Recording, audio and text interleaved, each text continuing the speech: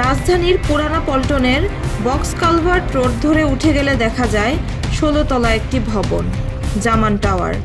এই ভবনের ছাদে এবং আশেপাশের 3টি ভবনে মোট 15টি রাজনৈতিক দলের কেন্দ্রীয় কার্যালয় রয়েছে।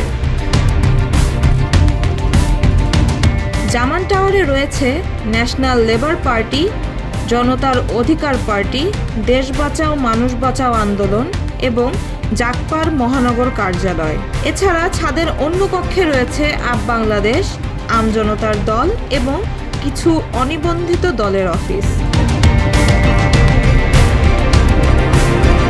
ইতিহাস অনুসারে পুরানা পল্টন ও আশেপাশের এলাকা প্রাচীনকাল থেকে রাজনৈতিক কর্মকাণ্ডের কেন্দ্র হিসেবে পরিচিত। 1840 সালে সেনানিবাস সরানোর পরও 1900 শতকের মধ্যভাগে এই অঞ্চলে বিভিন্ন জনসভা এবং রাজনৈতিক অনুষ্ঠানের স্থান হিসেবে ব্যবহৃত হতো। 1950-এর দশক থেকে 60-এর দশকে গণ আন্দোলনের সময় পল্টনের মাঠ গুরুত্বপূর্ণ ভূমিকা রেখেছে।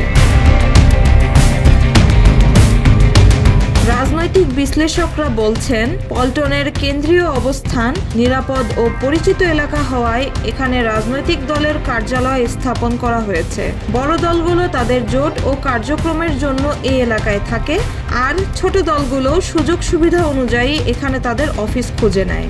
এভাবেই পল্টন হয়ে উঠেছে বাংলাদেশের রাজনৈতিক দলের রাজধানী, যেখানে ছোট বড় সব দল তাদের কার্যক্রম চালায় এবং ভবিষ্যতে রাজনৈতিক কর্মকাণ্ডের অন্যতম প্রাণকেন্দ্র হিসেবে এর গুরুত্ব বজায় থাকবে।